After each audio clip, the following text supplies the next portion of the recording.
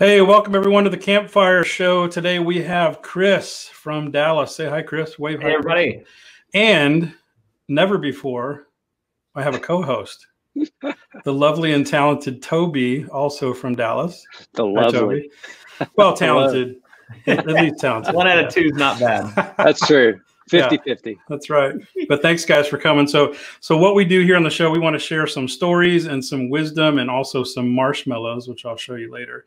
But today we've got Chris from Lake Pointe Church in Dallas. Yeah. And we're going to start with something goofy here, which is a conversation piece. Yes. So, Toby, do you have anything goofy or unique from your office that you can share with the audience? Well, I thought this was kind of unique. So for those of you that don't know, this is actually hand sanitizer. But I can't tell you how many people that have come in and said, do you have a bottle of vodka or what is that is in your office? I said, no, that's my hand sanitizer. So it's been quite the conversation starter when people have come by. And yeah, I was a little worried when you raised that there. All right, Chris, you got anything? Here's what's interesting. Toby and I did not plan this, but I don't know if you guys have seen any of these bottles floating around lately. Nice. But this one lives in my back pocket as I walk around as a part of my essential team. No way. And I offer free squirts to anybody who needs it. So that's always there. The Lake Pointe team. Hey, well, we can toast across virtually, just kinda. That's cool. Well, I have so many weird things in my office. So this is the one for today. I have my 4-wheel drive Jesus. Yes. Nice. I don't remember where I got this or why or who got it for me, but I have this thing and it can scoot along my desk. So that's the weird stuff for today. But Chris, can you tell us who Chris is and maybe about your family and your role at the church? Yeah, for sure. So my name is Chris Burkley. I oversee our creative arts. So I'm the executive pastor of creative arts here at Lake Pointe. We are based out of Rockwall with campuses in the Dallas Metroplex. And so we've got 6 physical locations here. And then I've got a family at home of a little boy named Cedar and a little girl named Cora. And my wife, Megan, is at home. And they are staying tight right now during this crazy season. So yeah, that's a little bit about us. Awesome. Cool. And then Toby, about a 10-second blurb of who you are, not 11 seconds, just 10. Absolutely. Yeah. No, I am Toby here in Dallas as well. And we are doing well. Obviously have a beautiful wife and 4 children at home. And that's my pride and joy. So awesome. Absolutely. Cool. So the reason that we do this show is just to encourage churches. There's a lot of good things that are going on out there that not a lot of people are hearing about. So we just want to share good things that are happening. And I know, Chris, you've got, and we want to encourage the church, capital C, right? Yeah. Big C church. Yeah. So Chris, you've got a lot on your shoulders. You manage multiple campuses. You've been through all that. So I wonder, as you do all that, it can kind of weigh on you, right? It can weigh heavy on you. Sure. Have you noticed any changes in yourself? Oh my goodness, a few. Yeah, this season, that's awesome. Yes, without a doubt. Yeah, this season's been weird, you guys. I mean, like, it's a nature of the beast of figuring out new every day and figuring out how to shoot from the hip and hope that you're hitting the right target right now. And so I think we have now settled into a rhythm 5 weeks into the quarantine. But being at home on Easter was a little bit of a weird thing for a lot of our team yesterday. Yeah. But I think on the flip side of that, man, the things that we're seeing could only be handled by the hand of the Lord working. And so that's some of the stuff that's exciting and encouraging about this season, is that although a little bit odd, man, God has not stopped moving. And so those are some things that have encouraged us across the past couple of weeks. So look back at Easter and tell me what are pick some good things. What were some wins for you or some victories or surprises or good stuff? Yeah, some really cool stuff that came out of that. So one of the things our church has been doing is working with some food donations at all of our physical sites. And so this Easter, we were just about to pass a million meals donated into the Dallas Metroplex. And so we almost got there. We should pass it next weekend. But it was just something really interesting to see across the 5 weeks how our church has jumped in and responded. On top of that, on the technical and media and communications side, this weekend we had our largest online attendance ever. And so we had about 57,000 people that tuned in. And what was cool to me as I was scrolling Facebook and just seeing what all was going on, man, you could not miss the gospel being presented via our church or other churches that are just around America. Like Facebook was lit up with the gospel this weekend. And so it was a really unique opportunity in a really strange season just to see the way that the gospel's still moving and God's still on his throne. Really cool. That's something you were saying, I think, earlier today, Doug, was it's easier now more than ever to church hop. Yeah. Multiple churches all over the place, very, very simply. Yeah. How are you, Chris? How are you adjusting to this? Like, what's kind of the things that are kind of you're stepping through and saying these are the adjustments that I'm making not only personally but to my team and that type of thing. Sure. Yeah. One of the things. So before this, I oversaw communications, worship, and production. So those were the three circles that I oversaw. Since we have moved to that, now our weekend production is Church Online. We have brought Church Online under my sphere of influence for this next season. And so we've actually done some temporary refocus of a lot of our team to pour energy onto the Church Online social experience. And so we put together kind of a ragtag group to begin walking through this season as kind of a pulling out from all of those three areas that I oversaw, putting them into one hat, a specific team that's aiming for the Church Online market. And so we're just doing some different things there and some restructure internally so that we have the powerhouse put together to propel us forward in that space. And so I don't know exactly what that looks like yet. We have the team allocated, and today's their first official day of working together. But we rearranged some different talent around under our social media director, who's now overseeing Church Online, a guy named Carlos Arazo, who's now overseeing our Church Online experience. And so those are just some things that we've done internally to go, hey, how do we best equip our team to walk forward in this season? That we don't want to just tiptoe through it, but we want to charge into what this new look is. And so that's some of the things we're working out right now. Yeah, no, that's amazing. Do you see kind of, obviously we've kind of eclipsed this kind of new method, if you will, and it's really been here, but we've just embraced it more. And when I say we, I mean kind of the church as a whole has really embraced technology and online experience, broadcast, all of those type of things. So like, even you and the size of ministry that you guys are there at Lake Pointe, you've made adjustments to say, hey, this is something that's going to be probably taking us for the foreseeable future into looking very different in our approach. So, you've said that you formed and kind of assimilated a team and that type of thing, but what do you see that from the worship experience? Like, How do you see that being impactful? I've heard of in some cases people have said, hey, we're even going to take our membership classes to where we're doing this so it can continue to grow and to expand. So what are some of the ways that you kind of see and that role of technology as it moves on into that way? Yeah, I think to start off with, it shifted my view, and I've told this to our iCampus team so far, is like, that's always been an afterthought to me. It's like, man, I'm worried about the people that are physically in space first. And so I want to make sure the environments are right. I want to make sure the atmosphere is right. I want to make sure the music volume, all those things, like that's the stuff that has concerned me up to this point. And to be fair, our broadcast has always been this like kind of secondary product in my mind that I just hope it works well. That's kind of been the philosophy I've had up until about 5 weeks ago, when that became the only thing we had to push into. And what I've noticed in the past 5 weeks is like the online market, although it's a different platform, those people are just as important as those who are sitting physically with us in space every weekend. And I don't know that I had that in my peripheral view. They were very much they'll get whatever's left over, versus now we're already trying to figure out, hey, how do we make sure that when we step out of Corona and we go into whatever the new normal is, how do we make sure we don't neglect those who have now begun attending our church, even if it is just via online? So some of the things we've worked on is how to get online life groups going like ASAP. And so our connection groups are happening right now. That we've got over 250 online groups that are working right now so people can get plugged into community, because we didn't want to see that lapse as they get plugged in at the front door of our worship center, where before we'd say, hey, we want to get you into a life group. We're still able to have that by the use of technology. So we're using Zoom and Facebook Live, those two platforms mainly for that side of it. As far as the worship experience goes, some of the things that we've noticed is that people's attention span seems to be shorter in an online viewing format than what we were seeing physically in space.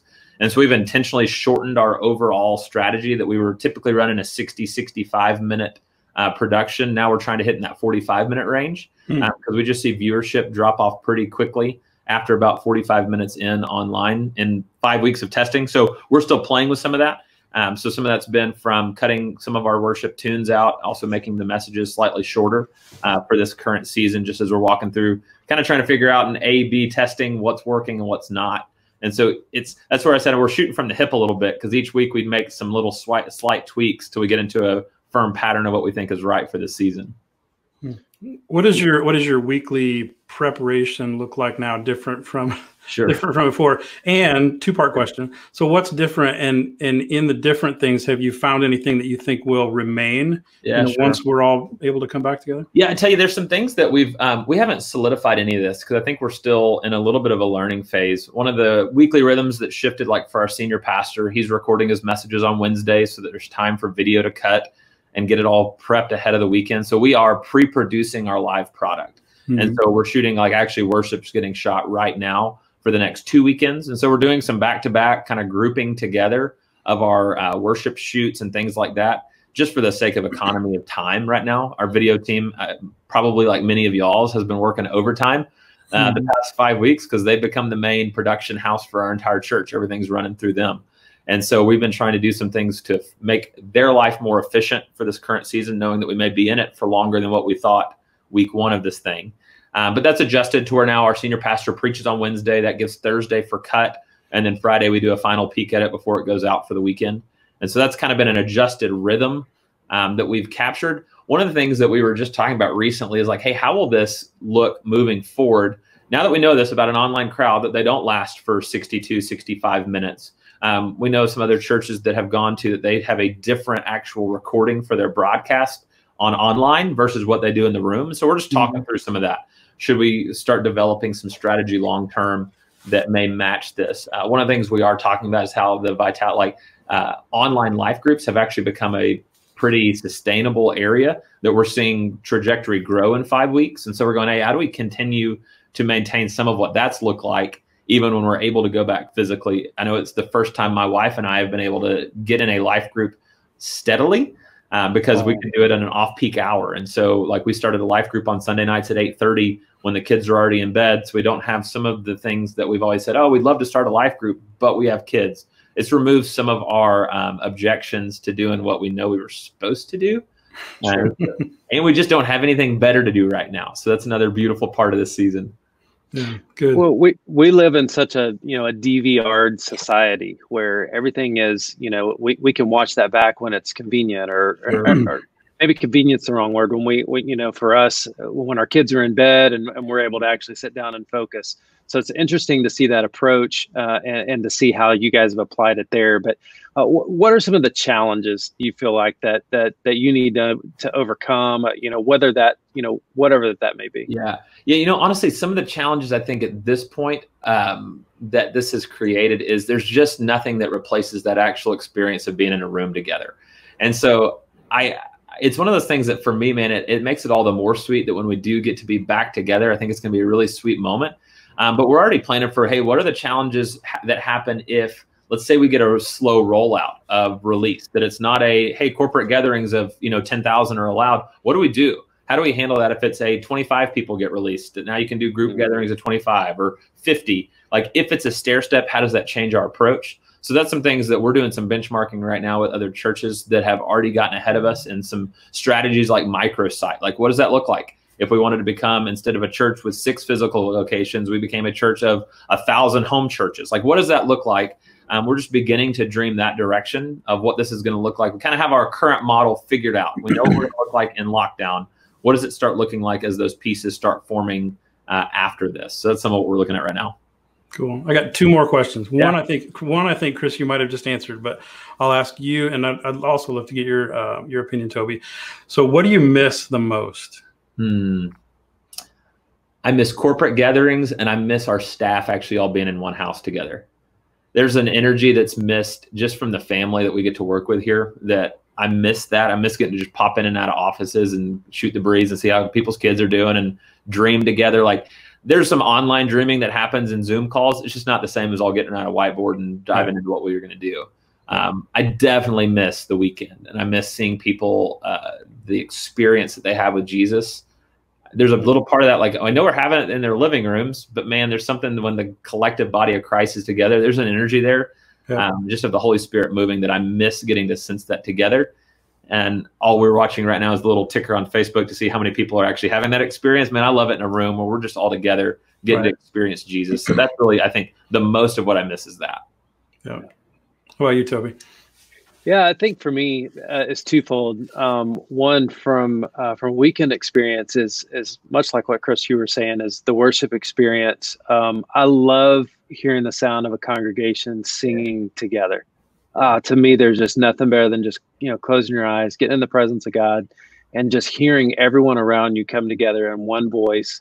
The Bible says in one accord and in one, one voice that's united together, singing praise to the Lord. So I completely and just will be very thankful for the day to get back to that. On a probably on a lighter note, I miss getting to go to a restaurant. Yeah, right. Sit down and eat. I want some. That's not a lighter note. That's real life, man. That's important. Hey, all I can say is praise the Lord for Uber Eats and takeout. Like, yes, that might have been what he invented on the 8th day. I'm not sure. I think it is. I definitely think it is. Yeah, for me, I was talking to I don't remember somebody the other day about this thing, and I'm conflicted because I have these feelings or these thoughts of I'm super thankful for all this technology, that lets us do what we're doing right now, and this is cool, and we can get the message out to millions of people quickly. That's awesome. But Chris, like you guys, last week I led worship for 2 services at once, or 2 weekends at once. And standing on a stage and looking into one of these, looking into a camera lens, instead of looking into eyeballs, drives me crazy. And again, I'm thankful for it, man. It's great that we have these things out there, but man, if you're a pastor or worship leader, anybody that's up on a platform, and you can't look at eyeballs, man, it's weird. It's just weird. Yeah. So when this thing hit week 1, it was before CDC had released regulations. We did a really quick get together with some worship team and then a section of our staff to do 3 weeks in a row running of worship shoots. And so we literally got in a room for about 10 songs in a row and just ran them back to back to back to back to back. And man, that was incredible. I would take that every day of the week. And then CDC came out with like no more than 10. So that just squashed everything that we had made. It was gone. And so there's a difference though already in like the feeling of what it looks like on the way that, worship leaders, they're leading people. They're not just singer-songwriters. And so when you ask them to be just performers, it takes, you can tell. It's very uncomfortable. You can tell the difference. And so, man, they're doing a great job with what they have. But I think they would all agree, like, get us back in front of our people. Let us lead them. That's what we're equipped by God to do, not lead a camera. So, yeah, man, and that's as much as we can as leadership to coach people to go, man, you're just as much a leader to that camera right now because that's going places that we cannot go right now. And so as much as leaders that we can keep pumping that fire of going, that camera is a missionary going in a place that no one could go without it.